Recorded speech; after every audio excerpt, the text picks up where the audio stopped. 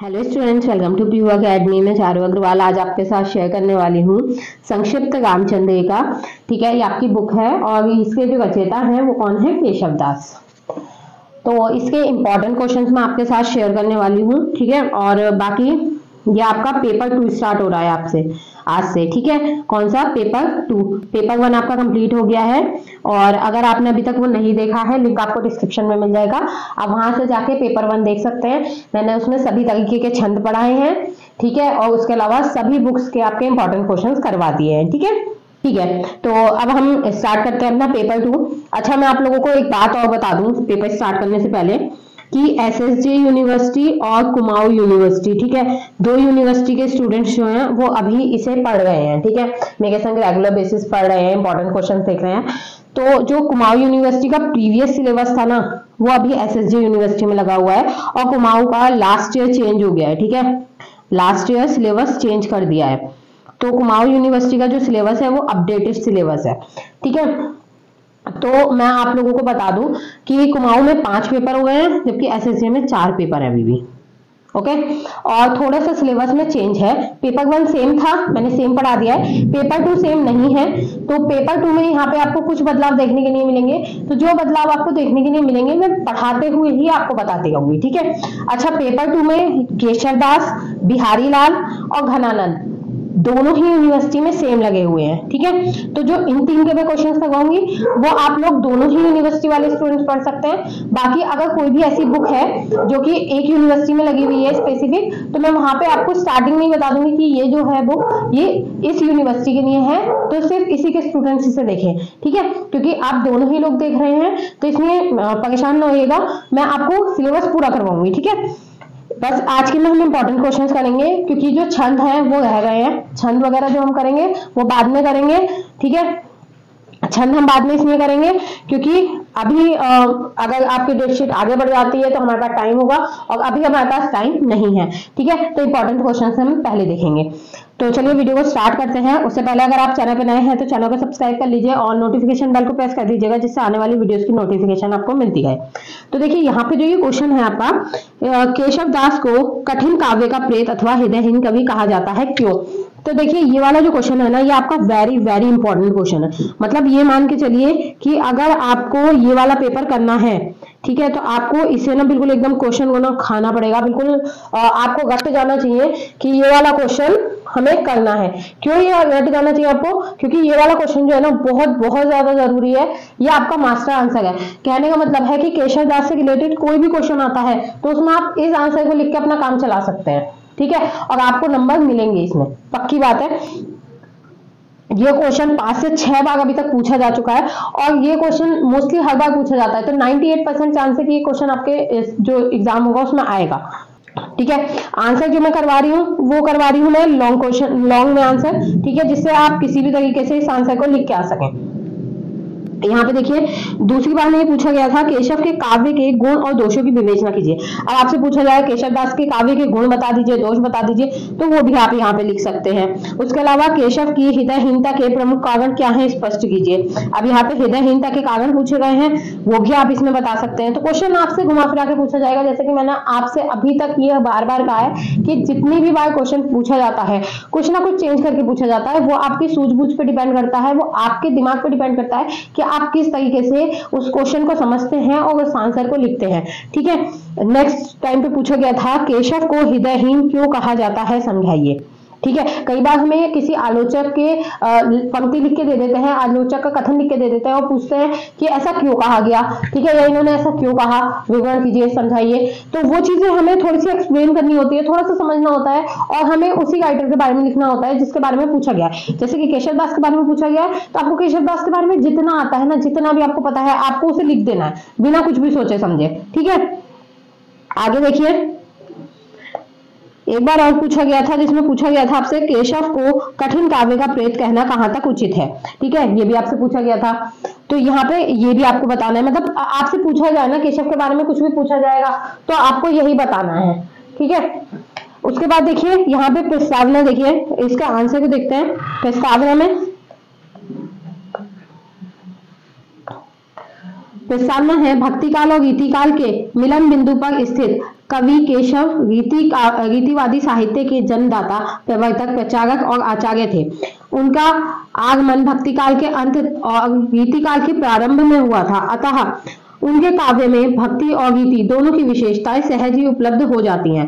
अच्छा बात सुनिए कि यहाँ पे रीतिकाल और भक्तिकाल, ठीक है, दोनों का मिलन बिंदु, यानी कि वो समय जब भक्तिकाल समाप्त हो रहा था और रीतिकाल का उदय हो रहा था, ठीक है, उस समय पे कवि केशवदास रीतिवादी साहित्य के जन्मदाता, प्रवर्तक, प्रचारक और आचार्य थे। यानी कि रीतिकाल जो स्टार्ट किया था उसके जन्मदाता किसे माना जा सकता है?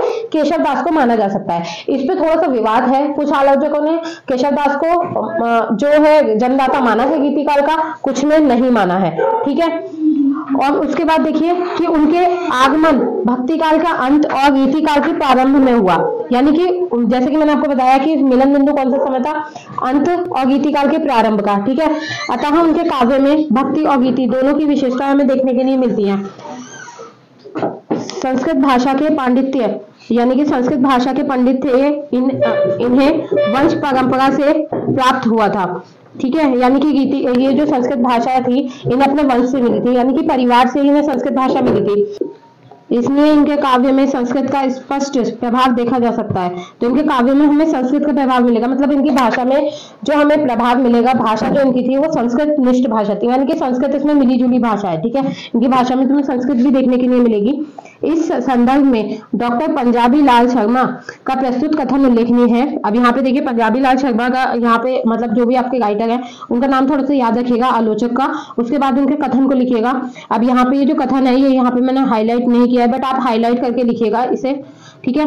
प्रतिभा, शिक्षा और अभ्यास तीनों काव्य हेतु के साथ दरबारी वातावरण, सुलभ वाक्पटुता और वर्णन कौशल ने इन्हें एक महान कवि बना दिया है, किंतु कलिष्ठ कल्पना और चमत्कारपूर्ण पांडित्य प्रदर्शन को ही काव्य का उद्देश्य समझते हैं। ये दोनों तथ्य केशव के महत्व में वृद्धि करते हैं। भले ही उनकी मौलिक देन में संदेह ही संभावना व्यक्त की जाए, फिर भी उनका महत्व कम नहीं हुआ, प्रयुक्त बढ़ा ही है।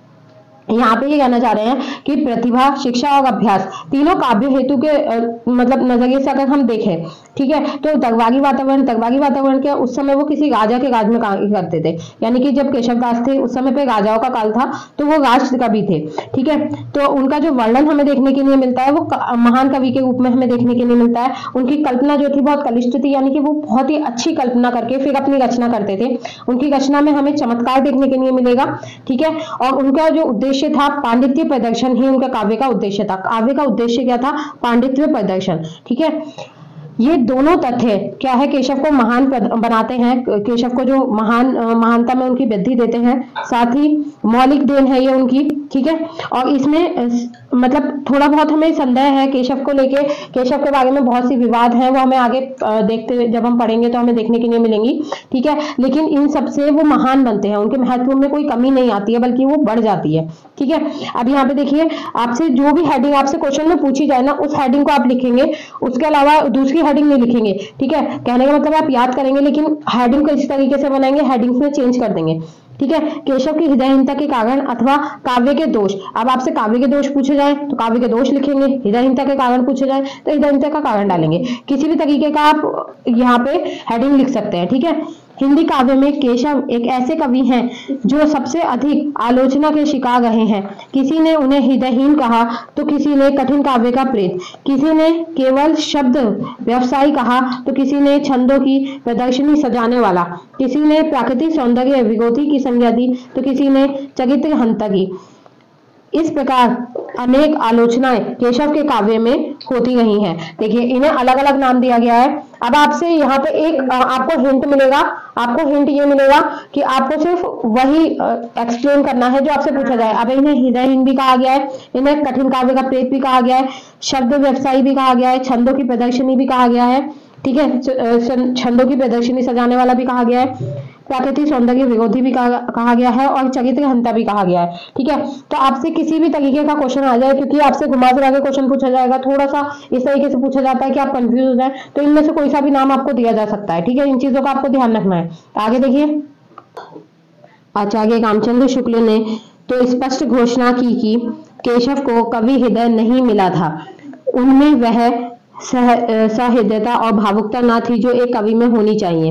वे संस्कृत से सामग्री लेकर अपने पांडित्य और रचना कौशल की धाक जमाना चाहते थे, पर इस कार्य में सफलता प्राप्त करने के लिए भाषा पर जैसा अधिकार चाहिए वैसा उन्हें प्राप्त न था।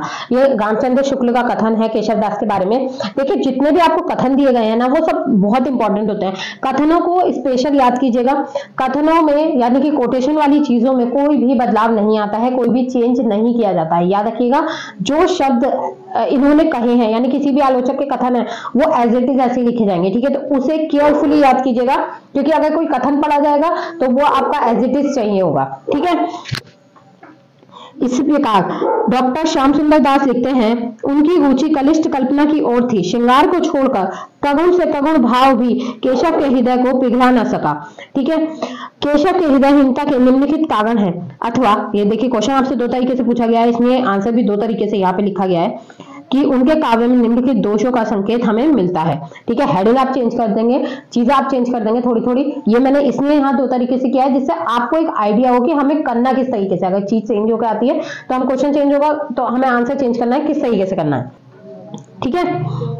पहला हेडिंग देखिए, कलिष्ठ कल्पना। केशव ने सर्वत्र कलिष्ठ कल्पनाओं का आश्रय लिया है। उन्होंने कहीं भी सरस और सरल कल्पनाओं का प्रयोग नहीं किया।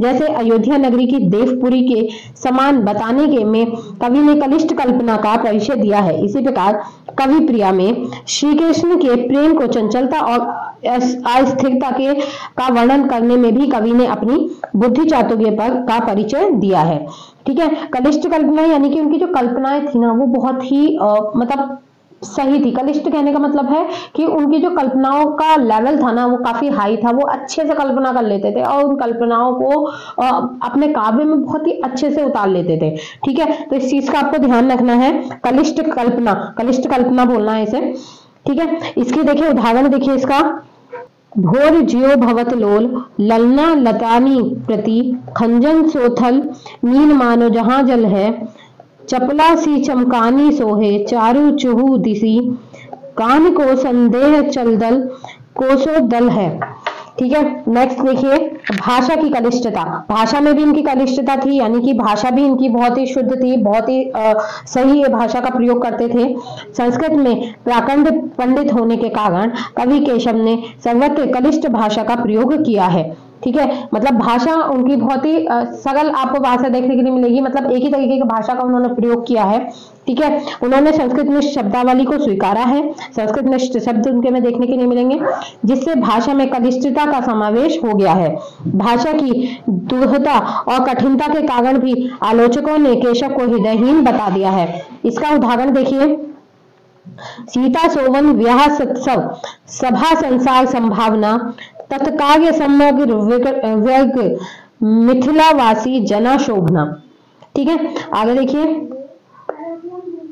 तीसरा है अलंकारों का आधिक्य, ठीक है। अलंकारों का आधिक्य यानी कि अलंकारों पर उनका अधिकार।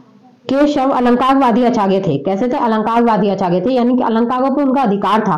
उन्होंने अपने काव्य में अलंकारों का प्रयोग आवश्यक माना है। उनके पूरी तरीके से हमें काव्य जब हम पढ़ते हैं तो उनके काव्य में हमें अलंकारों का प्रयोग बहुत ज्यादा देखने के लिए हमें मिलेगा। इसलिए वे कहते हैं, भूषण बिनु न बिराजई कविता वनिति नित्य।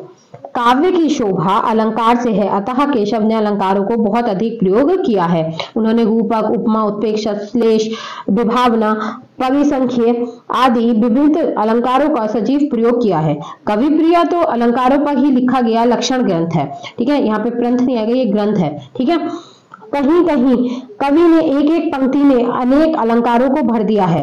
राजा दशरथ का परिचय देते हुए कवि कहते हैं, विधि के समान है विमानीकृत राजहंस, विविध विद्भुत युत मेरु सो अचल है, ठीक है। आगे देखिए, छंदों की बहुलता। उनके काव्य में हमें छंद भी बहुत ज्यादा देखने के लिए मिलेंगे। केशव ने उस समय तक प्रयुक्त सभी छंदों का प्रयोग किया है।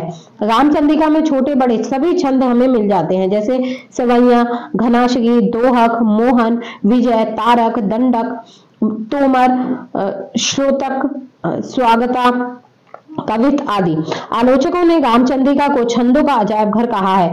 ये चीज भी आपके लिए ध्यान रखने वाली है कि गामचंदिका को क्या कहा जाता है, छंदों का अजायब घर कहा जाता है। ये आपसे जब कॉम्पिटिटिव आप एग्जाम की तैयारी करते हैं, अगर आप मानिए कि आप यूजीसी नेट की तैयारी करने की कुछ स्टूडेंट सोच रहे हैं क्योंकि आप एमए में आ गए हैं, तो यहाँ पे ही आपके लिए ना एक इंपॉर्टेंट पॉइंट हो जाता है। आप अगर इसे यही याद कर लेंगे ना तो आपको आगे दिक्कत नहीं पड़ेगी। क्या गामचंदिका को छंदों का अजायब घर कहा जाता है। छंदों का अजायब घर किसे कहा जाता है, गामचंदिका को। ठीक है, गामचंदिका किसकी रचना है, केशव दास की। तो ये जो छोटी छोटी चीजें हैं ना, ये आपके आगे काम आएंगी, इसमें हर चीज को ध्यान देके पढ़िएगा क्योंकि बाद में आपको एमसीक्यूज के टाइम पे याद तो करनी पड़ेगी। ठीक है, कवि ने विषय के अनुसार छंद परिवर्तन किया है जिससे छंदों की भरमार हो गई है। जैसे जैसे विषय बदले हैं वैसे वैसे कवि ने छंदों को भी बदला है, जिसकी वजह से छंद बहुत ज्यादा बढ़ गए हैं। ठीक है, आगे देखिए,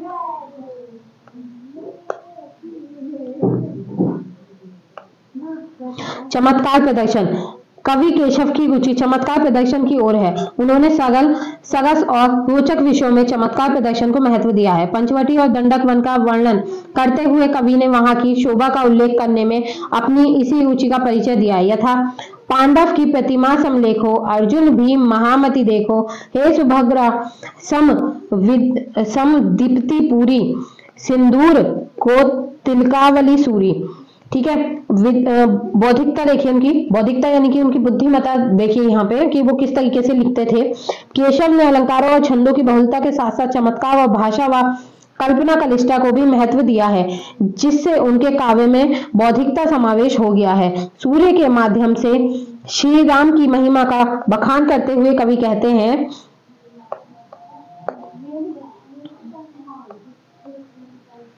तारापति तेज हर, तारका को तारक के प्रगट प्रभाव कर ही की प्रभुताई है।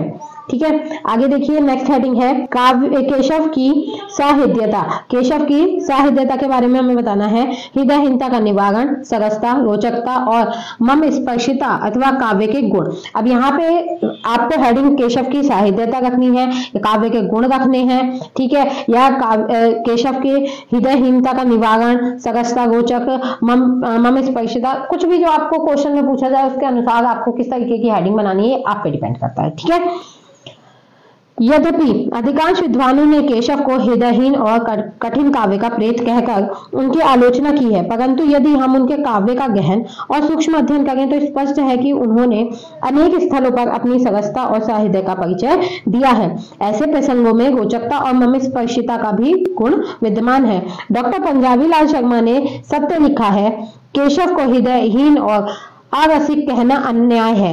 उन्होंने कलिष्ठ कल्पना युक्त अलंकृत वर्णनों के बीच भी अपनी साहित्यता व्यंजित की है। भले ही ऐसे स्थल विरल हैं, यानी कि ऐसे स्थल बहुत कम देखने के लिए मिलते हैं, लेकिन ऐसा नहीं है कि हमें देखने के लिए नहीं मिलते हैं।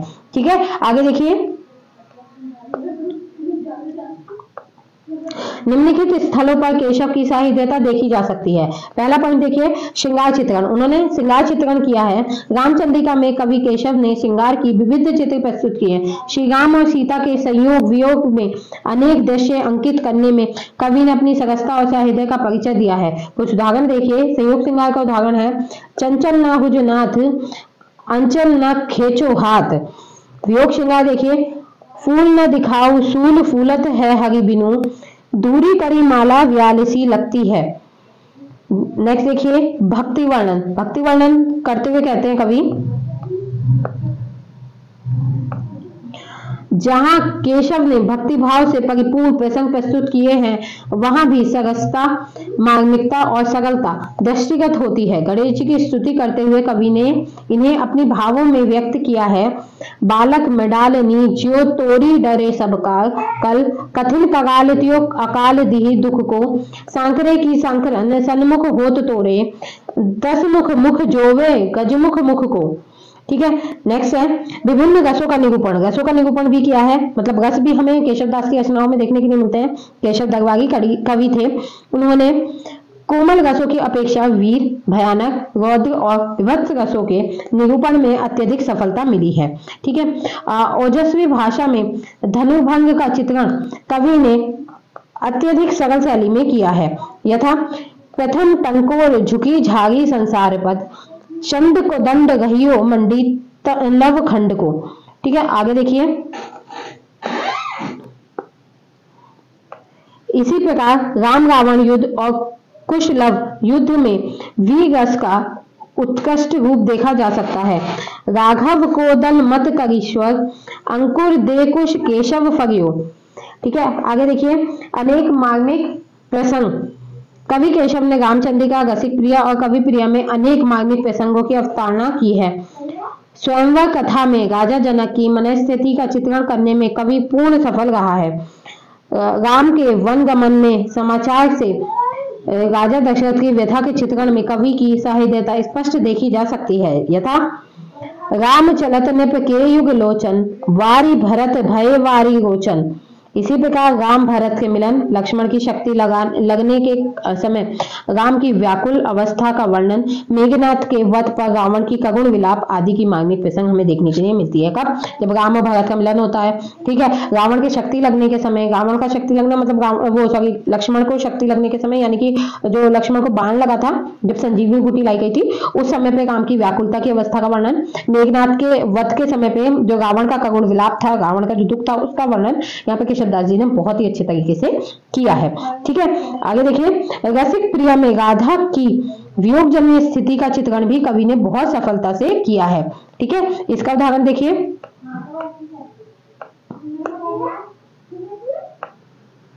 केशव चौकती सी चितवे, छतिया धर के तरके तकी छाही, बुझई और कहे मुख और सू, और की और भई क्षण माही। कृष्ण के माखन खाने और गोपियों के फटकारने आदि के वर्णन में भी कवि ने सहृदयता से काम लिया है। माखन के विषय में गोपी और कृष्ण का वार्तालाप देखिए। दे दथी दीनो उधार हो केशव, दान कहा जब मोल लिखाए, दीने बिना तो गई जु गई, ना गई ना गढ़ घर ही फिरी जे है। इस प्रकार अनेक मार्मिक स्थल ऐसे हैं जहां पर कवि केशव की सरसता, सहृदयता और सफलता देखी जा सकती है। नेक्स्ट देखिए, भाषा में सरलता और सरसता।